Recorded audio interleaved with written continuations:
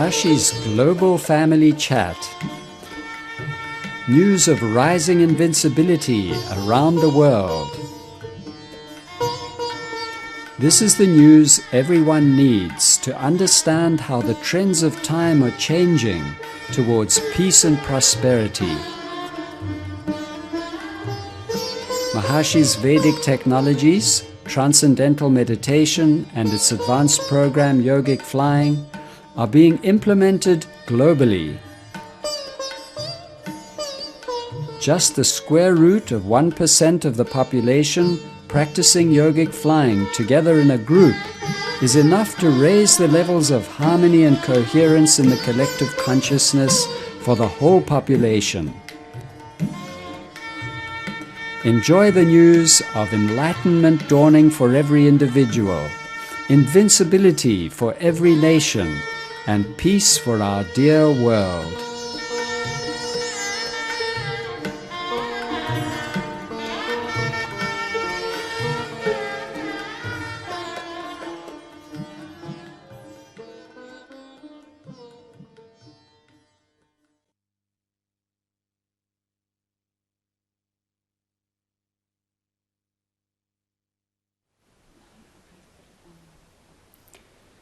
Jai Gurudev, welcome to Maharshi's Global Family Chat on the 4th of July 2016. It's a joy today to congratulate all citizens of the great United States of America on their National Day, and we wish them all success in rising to the state of invincibility, that state in which the United States, in its great creativity, Maharshi always appreciated it as the most creative country in the world. And we wish that the United States, in its great creativity, rises to that level in which there is no negativity generated from inside, and therefore also no negativity coming from outside. And in that state of complete harmony within, it lives in a state of complete harmony with all other nations of the world, just nourishing influences coming from within and nourishing influences coming from outside. Happy 4th of July to the United States of America. This evening it's our great joy to dive into the field of Vedic mathematics. We have with us this evening Dr. Hans Egon Kolsdorf. He has a PhD in mathematics and he has thought deeply about Maharshi Vedic mathematics. Dr. Kolsdorf was inspired by Maharshi to purchase a large piece of land in Germany at Oebisfelde, and there he built up a group of Purusha. He constructed his own family home there together with his wife and family, and now on the 14 hectares of beautiful land there, a Maharshi garden village is starting to grow. And now it will be a great joy with Dr. Hans Egon Kolsdorf to dive deeply into Vedic mathematics. And I'd like to ask firstly, what is Vedic mathematics and what is its essential contribution to the field of mathematics? Welcome. Yeah, thank you, Dr. Swan. It's a great pleasure for me to talk about this beautiful theme. Mathematics can be very fascinating, can be even so exciting and so blissful if and only if it is supplemented by Vedic science. And this combination is what we call Maharshi Vedic mathematics. You may have seen Maharshi's book about Vedic mathematics. It's all about, in the context of invincibility. Invincibility, and the title of the book is not Vedic mathematics. The title is Maharshi's Absolute Theory of Defense. And a key point is that defense rests on invincibility. Yes, yes. This is my textbook day and night, almost. This is the textbook of Vedic Mathematics. On 172 pages, Maharishi lays out his concept of Vedic mathematics. And he argues very often that mathematics stands for invincibility because 1 is invincible, it's always 1. 1 plus 1 is 2, always will it be like this, even in the next creation. So mathematics has a lot to do with invincibility, and therefore his textbook of Vedic mathematics is located in this booklet.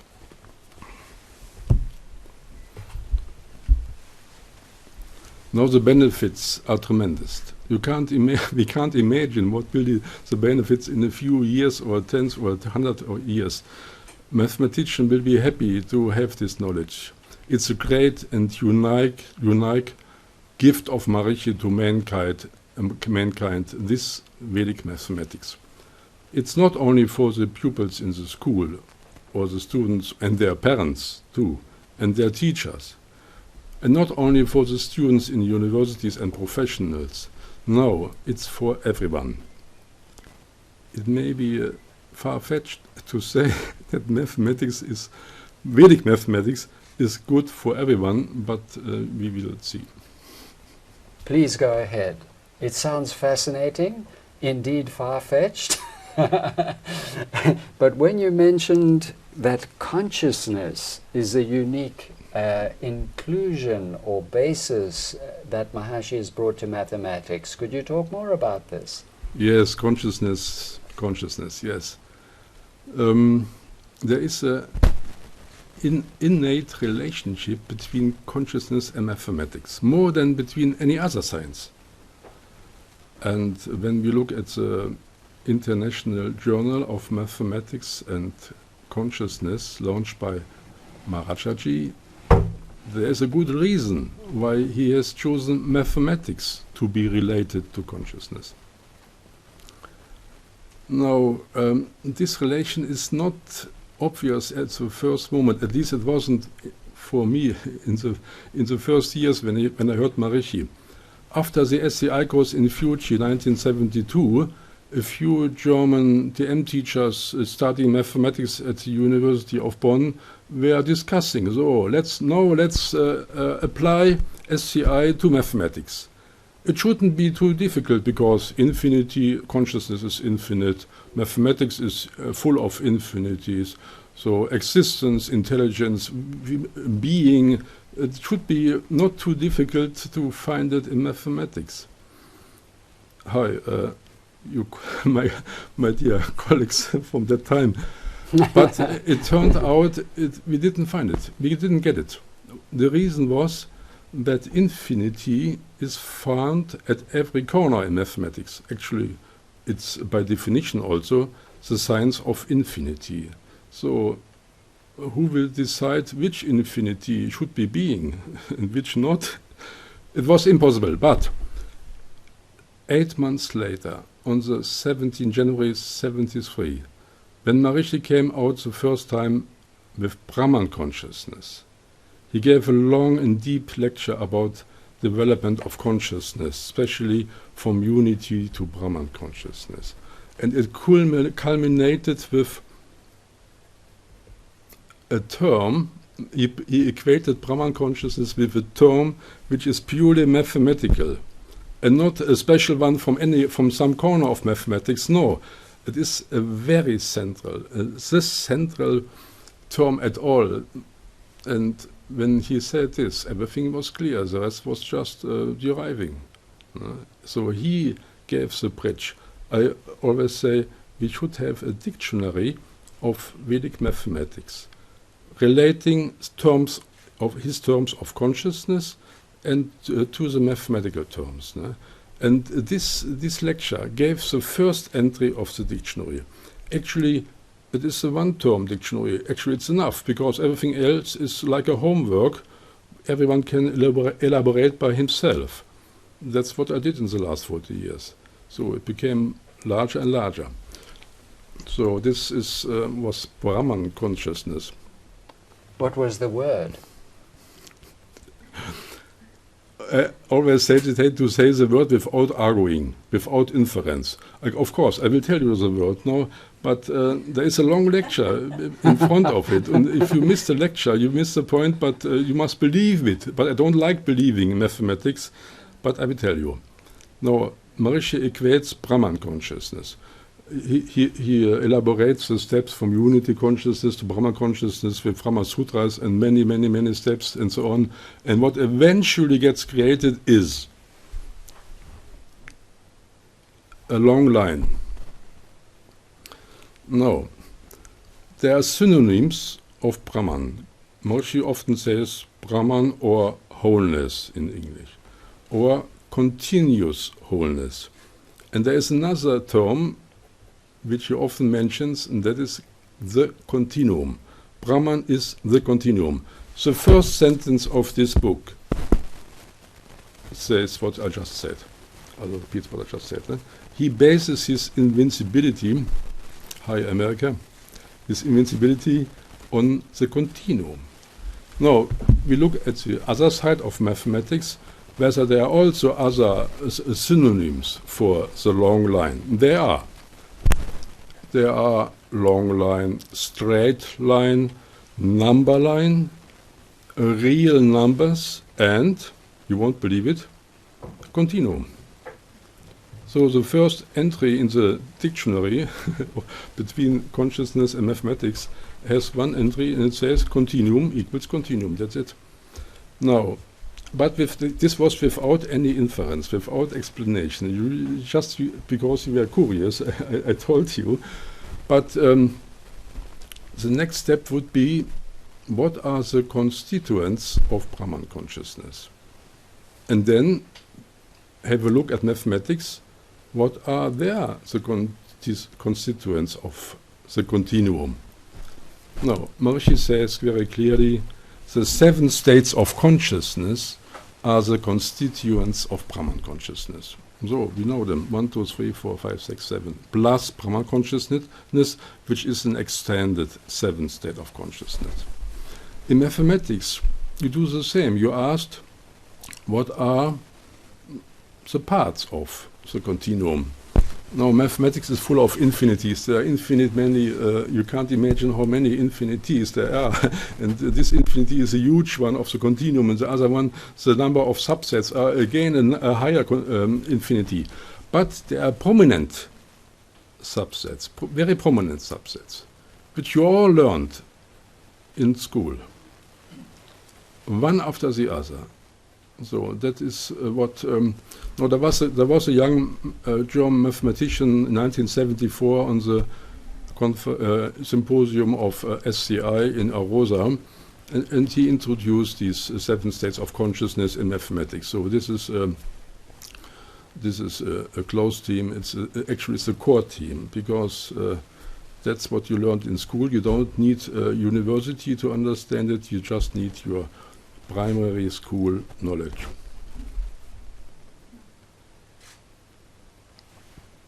And what are the parts, the prominent subsets in mathematics? Okay, Is that what you would like to go into? Not yet. I will give a little bit overview concerning the dictionary. The okay, first entry was Brahman consciousness. Yes. I tell you the other 15 terms which came along during the last years. And just naming it from the side of consciousness, because you are familiar with consciousness. But every term can be derived in detail within mathematics also. And it's not by chance that there are so much similarities. It is why. Why is it? Because Maharishi says it. Maharishi defines in his booklet the relationship between mathematics and Vedic science. He says, even the ultimate reality is the same. We are today fortunate that we can approach it from 2 different angles in 2 different terms. The one being the subjective approach from Vedic science, which expresses its knowledge in the Veda and the Vedic literature, and the other is, you may guess it, is mathematics. So that's a very deep relationship, and this is so deep. I mean, every philosopher feels, at least, there is some relation to mathematics, even if he doesn't know. And every mathematics knows there is something which we can't prove. This is beyond mathematics. It's called meta-mathematics or philosophy of mathematics. So Maharishi, with this definition, gave a very clear answer to what mathematics is. It's just another language to describe ultimate reality. I mean, this one should know in school from the first year on. Then one would have a complete different appreciation of what mathematics is. Now,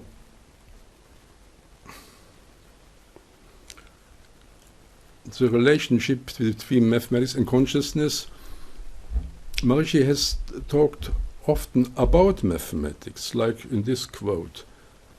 And there is a collection on the internet, assembling many quotes of Maharishi about mathematics from Kevin Carmody. Kavanagh. Okay, that's about mathematics, so it's a part of meta-mathematics. But Maharishi also speaks directly in terms of mathematics. I mean, he doesn't mention it. Maybe he was very wise to not do so, for certain reasons. But one famous example is his definition of the constitution of the universe. It's just one sentence. I mean, there are many books in the world about the fundamental laws of creation, cosmic law, and so on. But I never heard such a short and highly precise and complete definition of the constitution of the whole universe. And this definition is like this. He says, the constitution of the universe is the relation between a point and a line, and the relation between the line and the line. It's easy to understand, every child will understand, but it may take some years of mathematical study to appreciate the depth of this definition. Now, the line, as we heard before, is the same as the continuum. It's a continuum. That's what he's talking about, between point and line, the relationship, continuum. So he talks about Brahman, but he says it in terms of mathematics. So sometimes he likes to switch the language to mathematics. Not often, but he does it from time to time.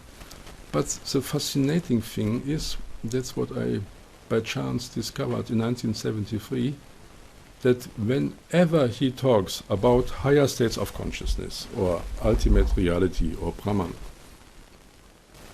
he gives actually two lectures. One about Vedic science and at the same time about mathematics.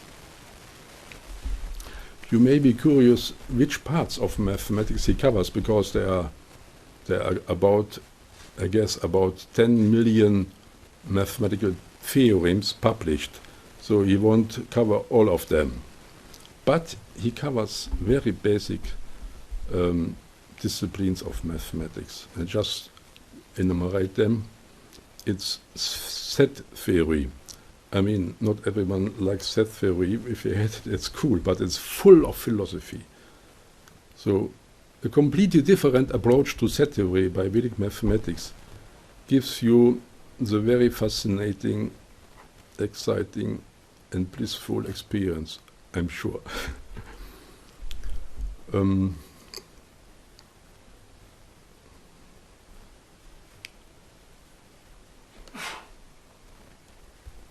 Sorry, I missed the point. You were enumerating the different aspects of Vedic science that Maharishi covers when he discusses Okay, thank you. different aspects of mathematics. Yeah. Okay. So this was set Set theory. theory. Set theory is the basic fundamental science of discipline of mathematics at all. One says even mathematics is actually completely set theory. So and then comes algebra, topology or geometry, and order theory. I don't want to go into details. Most you know from school. And then comes, for some sounds like a horrible word, calculus. I mean, in secondary education you have calculus. That's calculus. But Maharishi gave his wisdom out in proportion. So in the 60s he was talking about transcendental consciousness and cosmic consciousness.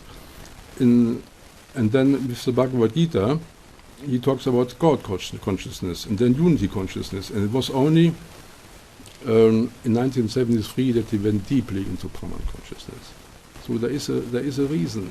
It should also be like this, similar to this in the school, one after the other, not too fast.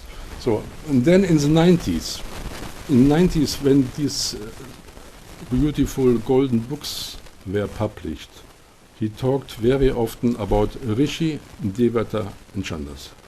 I repeat, he talked very often about it. And the first time when I read it, I thought, oh yes, sounds like a repetition. So many times about Rishi, Deva and Chandas. But when I read the Introduction to Vedic University the second time, with these clear definitions of what is what, and clear definitions of Rishi, Devata and Chandas, then immediately Samhita of Rishi, Deva and Chandas, then I realized what it is in mathematics. And then that's calculus. Can you explain that? How do you see Rishi, Devata and Chandas in calculus? Simply for us who are not mathematicians. Okay, so I give the results without too much going into detail. To just take Maharishi's definitions. So Rishi is we have four terms. Samhita is the togetherness of three other terms. The first term is the observer, and then the object of observation, and the relation between the subject and the object, the observer and the object observant. So three things. I made the test on one of my lectures I gave on Vedic Mathematics. There was a mathematics along the auditorium, and I said, what in mathematics is like this? We have four terms, one covering all the other three, consisting of three things. Those three things in mathematics almost means three sets. One is a starting set, and the third one is, so to say, a goal. So you have a source and a goal, and source and destination, and then the relationship between. And he knew it, he said it. I repeated it twice, and then he said, yes, it's the concept of a function. In a function, a mathematical function, is like Samhita. It covers three aspects, three things. A set, which is called the source set, a destination, which is called the destination set, and then a rule, how every element of the source is related to the object, to the elements of the object, destination set. That's a function. It's so fundamental that there are even some approaches of mathematics which start with the function. But normally in school and universities you learn first the sets, and after a few days you introduce the concept of a function. And in calculus, there's all about functions. We call it often curves, these beautiful curves, and the curve sketching. That's what you learn. It takes about 2-3 years in calculus. Curve sketching. It means you have the x-axis, which is the source, also called real numbers or continuum. It means the continuum looks at itself. That's calculus. In calculus you study real valued functions. That means the source set is the continuum. Maharishi says Brahman is the continuum. The goal, the destination, is also the continuum, the same, And how it's done, it varies. Is it this deva or that deva? Is it sinus, sine in English? Is it cosine? Is it exponential function? Is it a straight line? Is it a logarithm? These are the devatas. And there are many. So mathematics is truly the home of all the laws of nature. Ask any physicist what he needs to prove his theories. Mathematics, calculus is the core. So function in mathematics and Rishi Devanshandas in Maharishi's Vedic science, they are the same. And Maharishi is not an analogy. Why? As Maharishi said, it's the same ultimate reality. By the way, there is a verse in Rig Veda. It says, the ultimate reality is one. The wise name it by various names. So it's in short what Maharishi says in this paragraph. So it's actually the same. So an analogy is something different. You have two different things with similar qualities, and then you say it's analogy. It has its own value. But consciousness and mathematics is not an analogy. Maharishi says it's only different terms and different angle about the same reality. So whenever natural sciences are connected with mathematics, there are some technique. It's called modeling. But between consciousness and mathematics, there is not something like this. It's not an analogy. It's the same in different terms. So it's easy to relate consciousness to mathematics. So when Rishi said Brahman consciousness, the continuum, is the continuum, this long line, everything was clear. The continuum, according to a famous mathematician, Hermann Weyl, which was the mathematician behind Albert Einstein, he said mathematics is the science of the continuum. And so on. So now, what is your... You started off by saying mathematics should be blissful for the students, for the parents, for everybody. What were you referring to there? With the introduction of consciousness, then mathematics becomes blissful. Okay, we have already talked about Rishi Devanshandas. Now we take this Samhita on a different level. Every science, like mathematics, has a Rishi Devanshandas aspect. The Rishi, the subject, is a mathematician. The object is mathematics per se, in itself. And the link between is called the methodology. That means the way we as humans are approaching mathematics.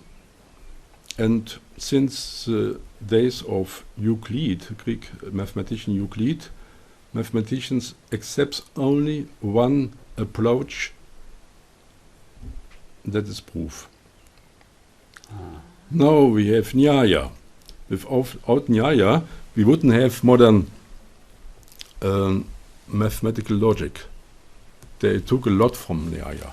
So Nyaya says very clearly, there are four means of gaining valid knowledge, and all of them must be applied. And these are, we can see it in the appendix to the Bhagavad Gita from Maharishi, experience, direct experience, inference, that means proof, comparison, and chapter. So all of them must be applied in order to give valid knowledge. So in school and so on, you learn mathematics only by theory. It's only a proof. So we know every science has two aspects, theory and practice, with one exception. That's mathematics. They have a good lobby to be called a science, but it's actually only a theory. That's what Maharishi is also saying in this book. It talks about the reality. It's not the reality. The reality you get by direct experience. If you have Brahman consciousness, then you are the knower of Brahman. And the knower of Brahman, as Maharishi says, and also the Upanishads, the knower of Brahman is Brahman. So, then I can say to you, if I'm in Brahman consciousness, I am mathematics, you are mathematics, and all this is mathematics. So we have 4 means of gaining knowledge from Nyaya. Proof, which is what mathematics uses only. Yes. And then you have experience, Yeah. which becomes available when the student starts to experience Exactly. yeah, Yeah. himself as Rishi Devata Chandas. And the other 2? No, direct experience is direct experience. No, we can't. We won't have the direct experience of Brahman consciousness at the first day. So it may take some time. The first experience we truly have as meditators is the experience of transcendental consciousness. Second is inference. And when you hear Maharishi's lectures, when he says, after a long discourse, and therefore, and that's the reason why, and so that's his logical inference. So he is also logical, of course, but he always bases his expositions on the experience of meditators on courses or on direct experiences. So we will go into detail in a minute about the transcendental consciousness. The third is comparison. Comparison, I mean, to make complex things clearer if you compare them to something known. That's what Maharishi is doing all the time. So Maharishi is famous for his analogies and metaphors and aphorisms and so. And these are an essential part of his teaching, and this should be also become in mathematics. So that's missing. Okay, there will be. And then chapter. Chapter means verbal testimony. It means referencing to either the Veda or the Vedic master or the master. Then, if you have all these 4 points, then your knowledge is valid. Now, how can we as meditators experience one mathematical object? We don't want to go right away to the Brahman consciousness, to the continuum, but let's look at the Bhagavad Gita. You all know the bubble diagram, which gives many information about it. You start at the conscious level with meditation. It's a large bubble, and then the smaller one, smaller, smaller, smaller, and then a line where you transcend and you come to the transcendental consciousness. Now, this description may not be for a mathematician too concrete, so that they can immediately say this is this and this. But there are on 7 places in the Bhagavad Gita, there's another definition of TM, and this will help immediately a mathematician. He will immediately agree, okay, this must be this. Maharishi says, the mind experiences during TM finer states of consciousness, finer and finer and finer, and then the mind converges upon a point. 7 times. And I mean, the bubble diagram is already a diagram of the mathematical concept of a convergent sequence. Like, the first bubble may have the diameter of 1 inch, the second ½ inch, the third one a 1/4 inch, and so on. This is a sequence. You can go ahead infinitely many times. This is an infinite sequence, and this is said to converge. And the limit to which it's convergent, this limit is 0. But Maharishi uses this word, convergent. The mind converges upon a point. So transcendental meditation is the first experience of the world of abstract world of mathematics. It's the experience of the point. Very good. So can we go back to what makes mathematics blissful for the student? Okay. And how Vedic mathematics can enliven the true value of bliss and productivity and intelligence in the student. Okay, just to mention a little bit statistics. Mathematics in school and university is a very critical discipline. I mean, in school it's called horse discipline. In university, 53% of mathematician students are dropping their study drop out their study completely, forever, and 30% drop out this discipline and change it to something else. I mean, imagine a company producing, 83% of waste. So there's something completely wrong, and the industry and education know it. Industry is demanding at the moment tremendous many mathematicians, the same as was 50 years ago with computer scientists. I was lucky to be in this at that time. But now they are demanding mathematicians, and they can't produce that much because they're dropping. And only the best from schools go to university. So, no, how will TM help? But the official statistics also mentions, by chance, the main reasons for this. The first main reason is lack of mental potential, mathematical potential. And what can we do if the mathematical students don't understand? What can we do? Then he must go. That's the attitude, so to say. And we know from TM, with all this scientific research, that TM will improve the results in mathematics. And the second reason is lack of motivation. I mean, imagine you are studying something completely abstract, has nothing to do with your life. One never knows whether the mathematical objects even exist or not. It's beyond the range of mathematics to prove this. But you know, if you sit in transcendental consciousness and experience a point, you don't have to ask anyone for proof. So this is the second, and Vedic science will give the explanation what mathematics really is, that it really exists, and where is it? Where is it? Somewhere in the universe, over there or over there? No, it's inside. I am mathematics. You are mathematics. All this mathematics. I mean, if you look around in this room, what we see, it's everywhere you see geometry. Huh? That's easy to see. And it's very nice to look at the clouds. You always get new subsets of the continuum every few seconds. It's an expression. It's not the continuum, but it's an expression of it. And every piece of art is an expression. Every flower. So you can study the whole day mathematics. And you know it exists. And where? It exists inside. Okay, but this official statistics doesn't mention deficiency on the side of education. They only say the student is not intelligent enough, or he has lack of motivation. But what is missing? That education doesn't care for some subject. They don't offer techniques for improving mathematical thinking, or to explain that they really exist, because it's not very motivating to study something where one doesn't know whether it exists or not. And there is a nice sutra in the Manusmriti 8.15.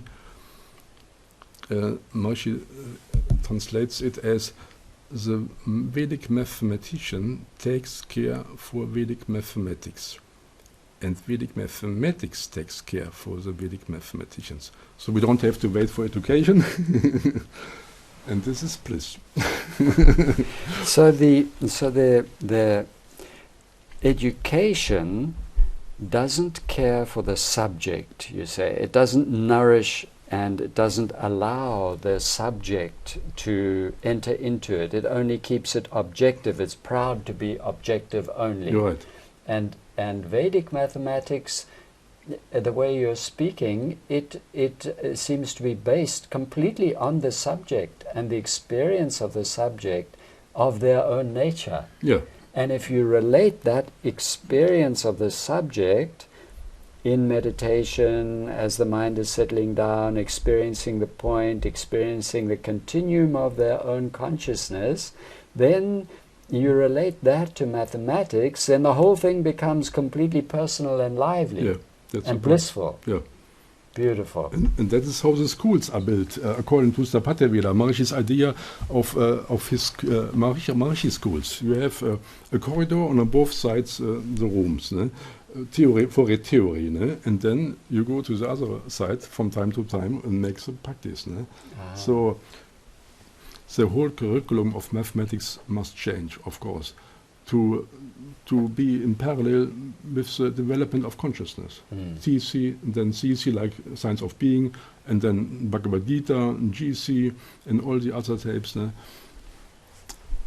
And my proposal is, there is a nice set of DVDs from Maharishi's lectures called Higher States of Consciousness, 16 lectures. And they should be played. And before and after, we give the relation to mathematics, and maybe they can hear twice. Once Vedic, on Vedic science terms, and then the same lecture in mathematics. Only you need some translation, a dictionary. So maybe we can focus on the dictionary. Yes, please. Just mention the 16 entries, just that you heard them. Actually, it was enough to have heard Brahman consciousness, the continuum, is this long line, the continuum, because everything follows. But it just makes it easy, of course, when one has more details. So the first entry is Brahman consciousness. The second entry is what consciousness is by itself, just consciousness. And I must tell you, because it's when we look at the first publication of Maharajaji in his Journal of International Journal of Mathematics and Consciousness, he postulates, he says, consciousness is all there is. Now, if we go to a mathematician, non-meditating mathematician, and tell him, is there something in mathematics about which we could also say this something is all there is in mathematics? Yes, he would say, of course, everything is a set. In German it's called Menge. In French, ensemble. Everything is a set. Yeah, a set. Menge, set. Everything is a set. I mean, there is a working hypothesis, just a conjecture that we say, okay, let's see whether it makes sense, as you always have working scientifically. You're making conjecture. Okay, we equal, just for the time being, consciousness with set. And now we find whether this is plausible, whether this makes sense, and whether it's useful. Now, it's very easy to get a first hint. Just look at Wikipedia, key in consciousness, definition of consciousness. And then you key in the definition of set. And it's surprisingly that they're actually the same. It's just different names. It's, I mean, there is not much difference. You can exchange the two. That's what the set theory was invented by George Cantor more than 100 years ago, and his definition is famous. Every mathematician knows them. It could be exactly this used also for consciousness and vice versa. So set and consciousness on the basis of definition is also quite interesting. Now next would be, there are infinite many sets, a lot of them, but there are prominent ones. Those which we learn at school and universities. There's natural selection that one talks most about this and this sets, and if one writes them down and looks at consciousness and looks at the 7 sets of consciousness, it's not difficult to relate them. Just takes the definitions of the 7 sets of consciousness, and now to summarize it, the development of consciousness from waking, dream, sleeping up to Brahma consciousness equals, by chance or not by chance, the construction of the number system. And the number system starts from nothingness, almost from empty set, and it culminates in the continuum, Brahman consciousness. I mean, it's not the time today to go into this detail, but that's the core point, the 7 states of consciousness found in mathematics on a natural way. It's not that you make up some difficult equations. It's you see it immediately. It just takes the definitions, and Maharishi's first entry in the dictionary, Brahman consciousness equals the continuum. Now, we go just through the 16 other terms. Brahman consciousness, 7 times 7 states of consciousness, consciousness itself, and then Samhita of Rishi Devas and Chandas. This is calculus. This is higher mathematics. Pre-calculus is calculus. pre-calculus, there comes the term transcending, convergence of a sequence and transcending. That's the term of pre-calculus. In school, one says higher mathematics in school starts with this convergence of a sequence, transcendental consciousness. It's in theory. So this is a term, converging equals converging, the same. And then from language, Maharishi equates A, the letter A, which is basic in the whole Vedic literature, we know, to Brahman. So whenever he talks about letters and syllables, and he mentions the letter A, you just replace it by the mathematical word R, because R stands for real numbers. So continuum, long line, straight line, real numbers, reals, and R. It's a double strike R. So A equals R equals R. Huh. Continuum equals, so it's easy to remember this short dictionary. Now, another important term which one should know before, otherwise it could be maybe not so clear what he is saying. It's the principle of name and form. I mean, he often talks about the principle of name and form. How in Sanskrit, Vedic Sanskrit, that every word contains all information about the object which it designates. Now, I heard these lectures so often, I have read them so often, but I must admit I never understood it deeply enough. So deeply that I could take my name, for example, or Agni, or any other name, and derive it. I couldn't do it. I wouldn't know. I mean, Agni, I can repeat what he said, but if I would take Indra, I wouldn't be able to get all the information about Indra. But in mathematics, I found something similar.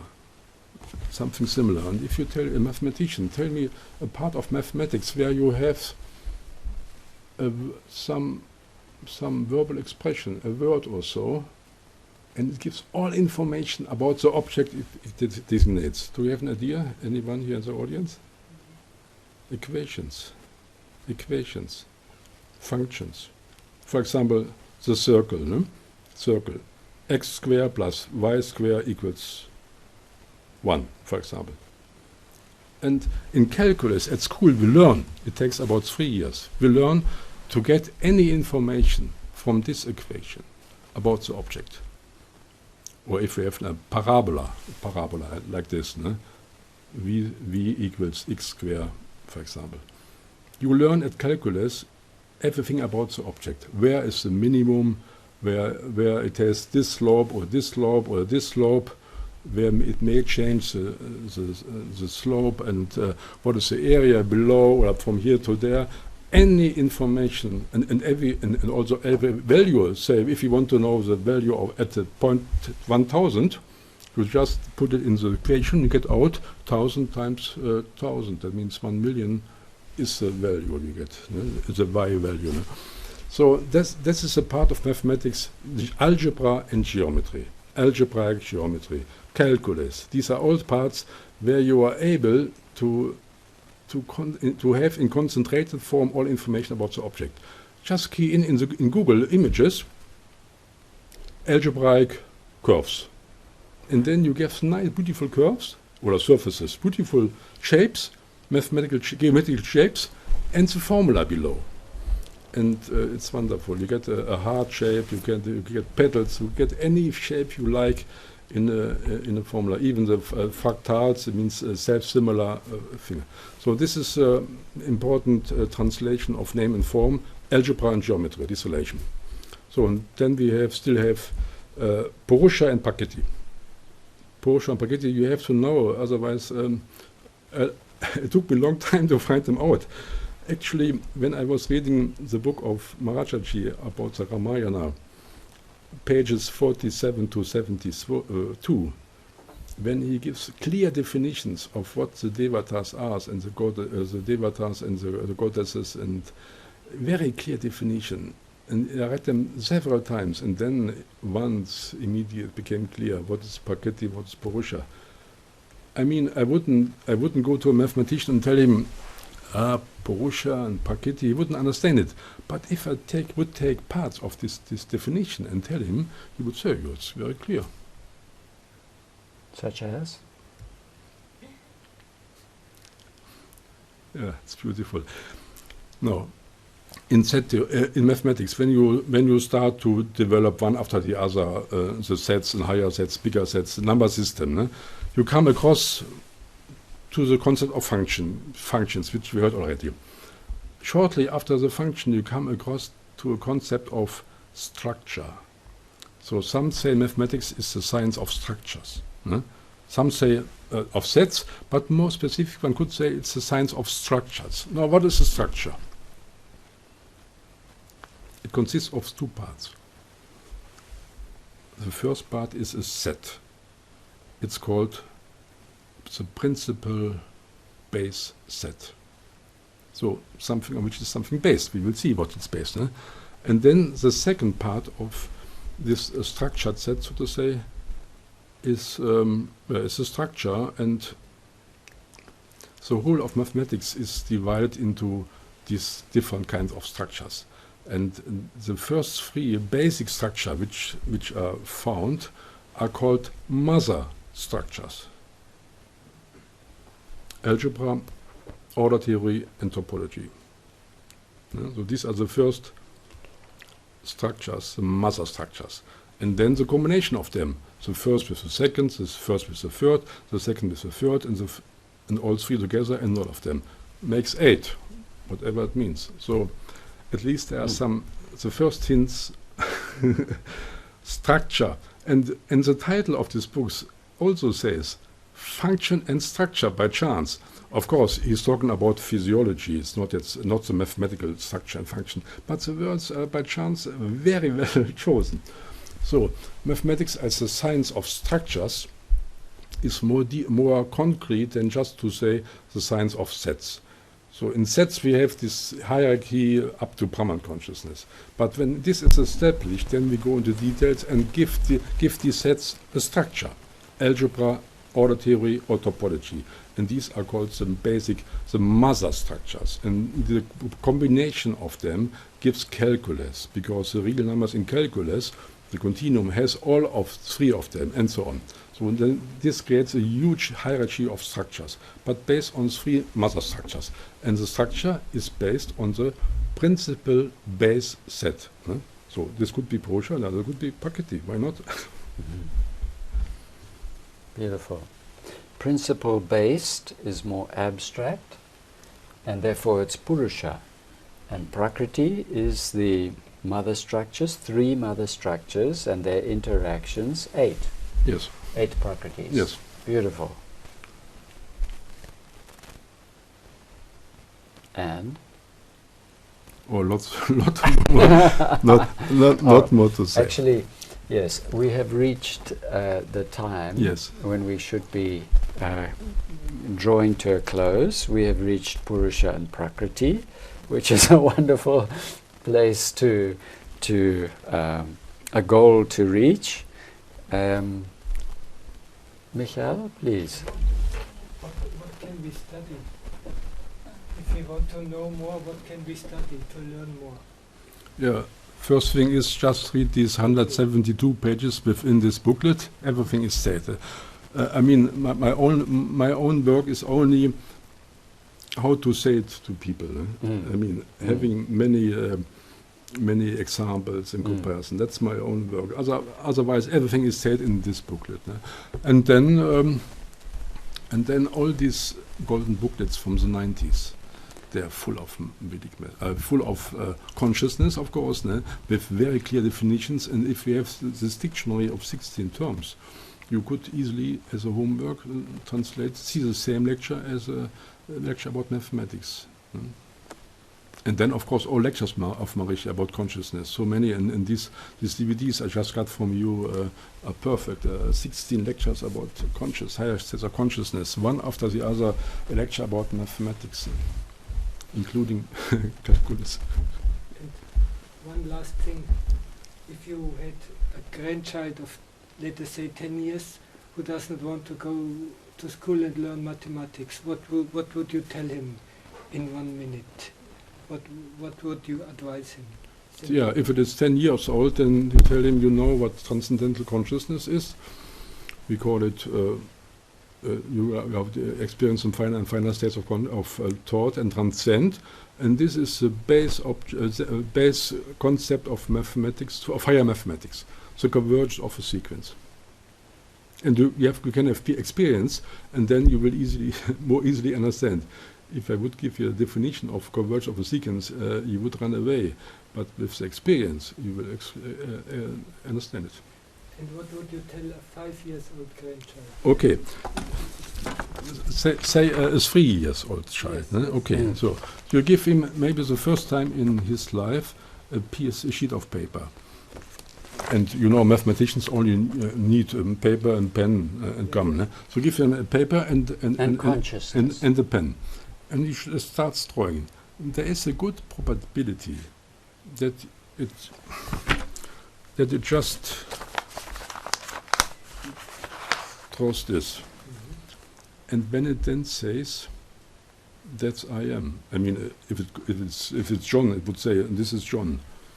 Then, by its nature, it has the knowledge already inside and expressed. That's the starting point. And from there, elaborate. So it's clear that Dr. Kolsdorf, because he is a mathematician, sees Vedic mathematics everywhere. When he looks at the clouds and the leaves and the books and the tapes and everything from Maharshi, from in the world, he sees mathematics. Now, do you think that a person from another discipline would see the reality of Vedic science in their discipline in the same way as you see mathematics, or is it that mathematics has a very, very close relationship with consciousness that other subjects don't have? Yes, because it's abstract. Every other subject, like natural sciences, they are all concrete, dealing with matter and so on. Mathematics is completely abstract. It's a good news for those who know whether it exists, and the bad news for those who don't know whether it exists. Now, if you take Brahman as a whole, and you subdivide it only for purposes of understanding in the abstract part, Nirguna Brahman, and the concrete part, then mathematics focuses only on the abstract part. There's nothing about something manifest or relative. And natural sciences, they have other objects of their research. Now, Brahman, we know, is Sat, Chit, Ananda. It has these three qualities, Sat, Chit, and Ananda. Now, Sat means existence. Existence can't be proved within mathematics, so it's not a part of mathematics. Ananda, bliss, it may or not be a part of school mathematics, I think. Not so much. But the chit aspect, that's very interesting. This is consciousness. This is one-to-one. You know, as I explained before, consciousness is set. So the chit aspect of Brahman, this corresponds one-to-one to set theory, and this is mathematics. So therefore, as Maharshi said, these are two languages, Vedic science and mathematics, about the ultimate reality, about the abstract part of Brahman. And so there is no comparison, and that's why there is a word in the scientific community saying the unreasonable effectiveness of mathematics in natural sciences. But one doesn't know why. Yeah, the reason is very clear if one knows Maharishi's Vedic science. The whole manifest world is the expression of the absolute, and of the abstract world. And therefore it's natural to find everywhere where you look, you find mathematics. And today is a huge tendency of mathematization. It means every part of sciences is connecting to mathematics, and it's not just for as a tool, but it's a reality because it's an expression of this consciousness. So it's unique. Consciousness in mathematics is unique, and it's not an analogy as with natural sciences and mathematics. They do the modeling technique. No, it's the same. As what he said, it's one ultimate reality, seen from two different angles in two different times. Thank you, Dr. Kolsdorf. Beautiful to hear this and to start to see that mathematics is really just the expression of our own self-referral consciousness, knowing itself, and there's nothing from the outside, it's just my own self knowing itself, and this is mathematics. And this is Vedic mathematics. Thank you so much. Beautiful. Thank you. Thank you. And now the 83% of students who are dropping out due to lack of mental potential and lack of motivation will have the mental potential, have the motivation, and education will be providing the subject, and that is why the whole thing can be blissful and successful. Thank you, Dr. Kolsdorf. All glory to Mahashiji for providing these keys to bring out the full potential of mathematics for every student. And we end now by ringing the bell of invincibility for invincible mathematics in every classroom and in every student.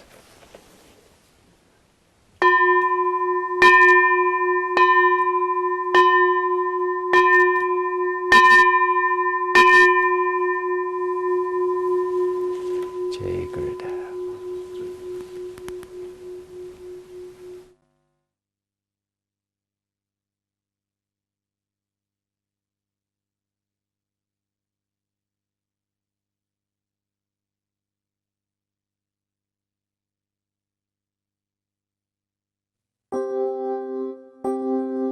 Heaven is descending, descending on the earth. Heaven is descending, descending on the earth.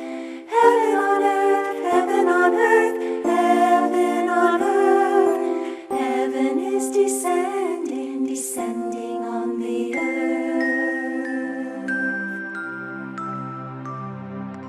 Light of God is bringing heaven on earth. Gurudev's grace is bringing heaven on earth. Heaven on earth, heaven on earth, heaven on earth. Light of God is bringing heaven on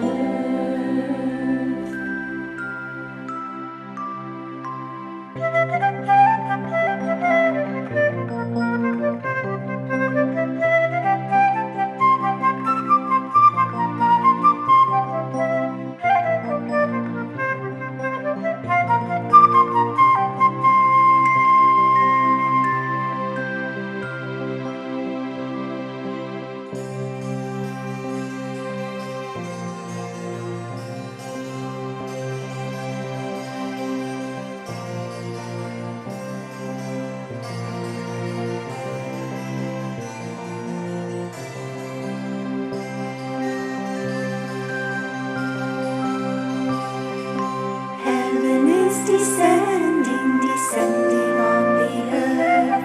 Heaven is descending.